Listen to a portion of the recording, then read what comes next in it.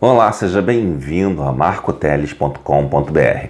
Hoje eu vou começar com você um estudo nas epístolas de João, primeira, segunda e terceira epístola, né?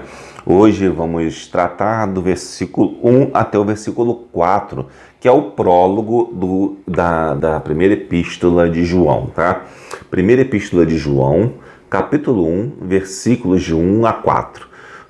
Diz o seguinte a palavra de Deus: o que era desde o princípio, o que vimos com os nossos olhos e o que temos contemplado e as nossas mãos tocaram da palavra da vida. Porque a vida foi manifestada e nós a vimos e testificamos dela, e vos anunciamos a vida eterna que estava com o Pai e nos foi manifestada. O que vimos e ouvimos, isso vos anunciamos, para que também tenhais comunhão conosco, e a nossa comunhão é com o Pai e com seu Filho Jesus Cristo. E estas coisas vos escrevemos, para que o vosso gozo se cumpra. Bom, o apóstolo João aqui, né, entendemos que ele é provavelmente o autor da carta, embora ele não diga o nome dele, né, nessa carta, né, pelo conteúdo da carta, por falar muito de amor e ter uma forma de se expressar próxima à fala do apóstolo João. Então, por isso, entende-se que essa carta é do apóstolo João.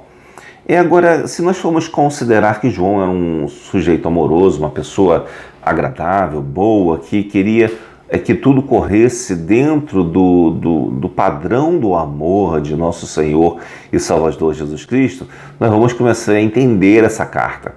Entendendo que o Evangelho é um Evangelho especialmente de amor. Alguns pensam que o evangelho é algo intelectual, que ser cristão é uma atividade intelectual. É a coisa mais ridícula que existe, desculpe o termo, mas é a coisa mais ridícula você pensar nisso, né? O cristianismo, ele é baseado especialmente e essencialmente no amor, tá? Então, se você é cristão e não baseia o seu cristianismo no amor, você não é um cristão. Outro dia fiz um vídeo, por exemplo, sobre o consumo de bebidas alcoólicas.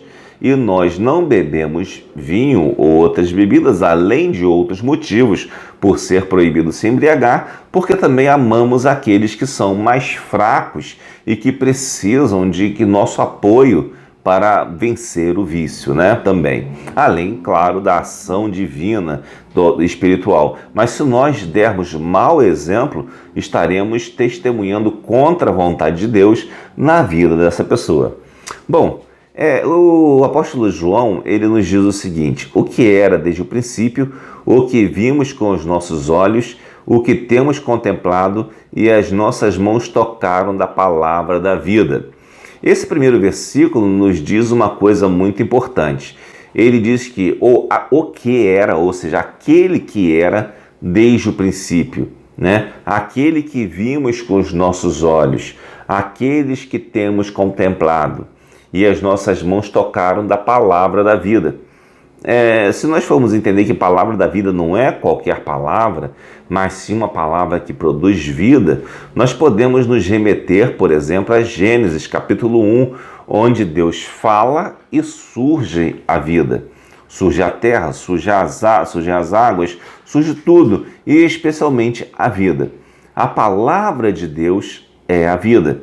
Em João, capítulo 1, versículo 1, diz que no princípio, ou seja, antes que tudo existisse, né, Jesus era o verbo, era a palavra, ou seja, essa palavra da vida, né, e a palavra estava com Deus e era Deus. Portanto, podemos ver aqui que João está se referindo a Jesus como a palavra da vida, está dizendo mais, tá? Está dizendo o que o qualifica como apóstolo. Hoje temos muitas pessoas que se dizem apóstolos por causa disso e por causa daquilo, né? Mas aqui nós vemos, através da palavra de João, o que qualifica um apóstolo. Um apóstolo, ele é qualificado porque ver com os próprios olhos, ter contemplado e ter tocado com as mãos a palavra da vida, ou seja, Jesus. Um verdadeiro apóstolo, ele não só viu, ouviu, contemplou, como tocou no próprio corpo de Jesus, né? O corpo de Jesus, seja ele aqui na terra antes da ressurreição ou já glorificado após a ressurreição. Esse seria o verdadeiro apóstolo, tanto que Matias, por exemplo, né? Ele se tornou apóstolo porque ele era dos discípulos. E Paulo também, você pode dizer, mas Paulo não tocou em Jesus. Quem garante você que não? Paulo estava em todo aquele contexto ali e ele viu que Jesus era uma pessoa de carne e osso. Ele era testemunha de Cristo naquele momento. Claro que depois, em Atos, é que começam a falar de Paulo, mas durante o período em que Jesus atuava, Paulo também estava lá. Então Paulo era apóstolo por causa disso, né? Então podemos ver que um verdadeiro apóstolo, ele tem que ter visto com os próprios olhos, veja bem, visto com os olhos carnais. Isso que ele quer dizer, os nossos olhos viram, não é com os olhos espirituais uma visão, alguma coisa, você viu com os olhos carnais Jesus ressurreto ou Jesus antes da crucificação. Portanto, é uma coisa que está no passado, você ter visto Jesus com olhos carnais para se tornar um apóstolo. É uma das características, né? Que contemplou também a Jesus, né? Contemplar, e as nossas mãos tocaram da palavra da vida. Contemplar significa você olhar, mas não é um olhar só. É um olhar de perceber, de entender, de ter uma percepção da grandeza do que você está vendo. Digamos que eu pegue essa lente aqui, eu estava tentando usar isso aqui para gravar o vídeo, mas não, foi um pouco difícil, por algum motivo ou por outro. Essa lente aqui, eu contemplo essa lente, eu olho para essa lente e olhei. Então, não vi nada demais nela, talvez, mas se fosse um fotógrafo, ele ia olhar aqui e ia ver algumas coisas que eu não vi, certo? Então, isso que é contemplar, você olhar e ver além do que está aparente, né? O que significa mais, o que é mais importante, o que está além da mera aparência. E João continua dizendo isso, falando ainda sobre Jesus, sobre a palavra da vida, Jesus encarnado. Porque a vida foi manifestada, e nós a vimos e testificamos dela, e vos anunciamos a vida eterna que estava com o Pai e nos foi manifestada. Certo? Então, João está deixando bem claro que a autoridade dele de apóstolo estava em ter visto Cristo, em ter visto Jesus pessoalmente, e a vida manifestada. E não somente uma visão ou coisa parecida, ou um sonho, ou essa outra coisa. Mesmo que alguém possa dizer que teve um sonho, uma visão, não vou nem discutir isso, né? Se você teve ou não teve. O que interessa é que para ser apóstolo tem que ter visto com olhos carnais e apalpado com as suas próprias mãos carnais também, tá? Mas só que com uma disposição espiritual. E vos anunciamos a vida eterna que estava com o Pai e nos foi manifestada. Jesus é a vida eterna. E quando Jesus veio aqui neste mundo, ele se manifestou nesta vida eterna. E ele continua ainda dizendo: o que vimos e ouvimos, isso vos anunciamos, para que também tenhais comunhão conosco. E nossa comunhão é com o Pai e com seu Filho Jesus Cristo. Ora, nós temos uma certa comunhão com os apóstolos, porque esses apóstolos passaram para outras pessoas coisas que eles viram pessoalmente sobre o Salvador. Então, como eles viram pessoalmente essas coisas sobre o Salvador, eles tinham uma comunhão próxima, né? A comunhão significa literalmente comer junto, né? E desse ato de comer junto, de participar da vida de Jesus, é fundamental isso, né? Quando eu digo ter visto com os olhos, apalpado, significa que você participou da vida de Jesus. Aqueles 3 anos de ministério aqui na Terra, você esteve junto se você foi apóstolo. Mas se você não esteve junto, você não é apóstolo coisa nenhuma, desculpe, tá? Mas é a verdade, né? Embora você use esse termo. Bom, então ele diz que havia comunhão, e nós temos comunhão com Jesus, com o Pai, com seu Filho Jesus Cristo, por isso que os apóstolos nos ensinaram.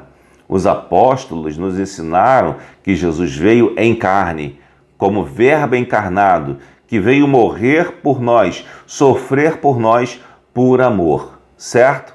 Então, por isso, nós temos uma comunhão com os apóstolos, mas não uma comunhão direta, mas uma comunhão pelo seu ensinamento, né? Então, pelo ensino que foi dado ali, nós temos uma comunhão, sim, com os apóstolos.